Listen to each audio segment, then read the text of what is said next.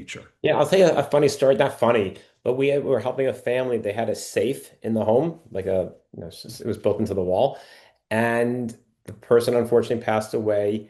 They could not figure out the safe lock, the code. Yeah.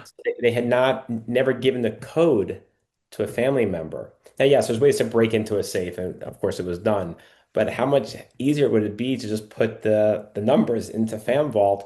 Like all of my most personalized documents, because everything is being housed through, the security protocol. Um, we had a funny one happen actually. We live in South Florida where there's a lot of these gated communities, and you need to show your ID to get into the community. One of my friends, who's a FamVault user, forgot his ID. He went into his FamVault, pulled up his driver's license, and they let him through. That's a, Oh, it's a wow. very, not a very, it's not the most meaningful story to life passing away, but, ha again, having your driver's license or passport in a very secure place, in that case, it did get him into the community.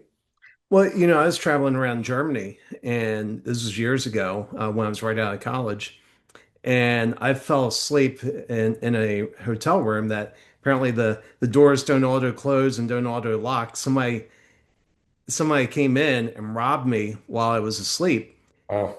and they they took my passport, they took my money, and they took my camera. And it turns out all they wanted was the camera. So thankfully, I had my passport. But Mm. if I didn't have a passport, Right. You're not getting home so quickly. right? So I with FamVault, my Yeah. passport's in there. I can just pull. I may Yeah. have to buy a new phone because my Right. back Right. just got robbed, but I Yeah. can. There's so many. We spent literally months going through to identify. We have like 9 folders, and now those nine, there's about 200 inner documents. And then what we've done, let's just say as a fun thing, I'm just thinking because I happen to like golf, you can create other folders. So although we built this for end of life, we have people using it now for their everyday life because Dropbox, and I can explain if your users are interested, your listeners, why a Dropbox or Google Docs, and I use both. It's a very, very different experience than a FAM vault. And one of the quick answers is that, and people always say to me, how are you different? One, if you upload information into Google Docs or Dropbox, if I were to die and my wife doesn't have my password to get into my computer, she's seeing nothing. Yeah.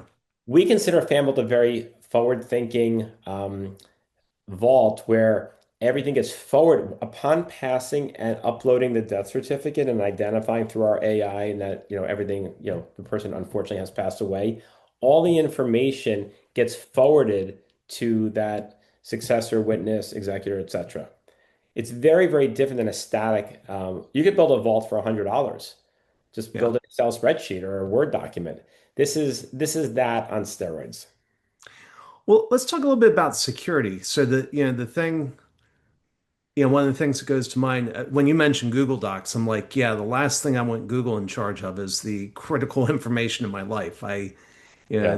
They scan everything, and so how do you guys approach security?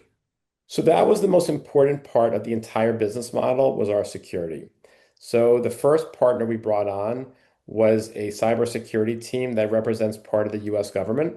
And we interviewed many, many of the largest cybersecurity firms. We've chose one.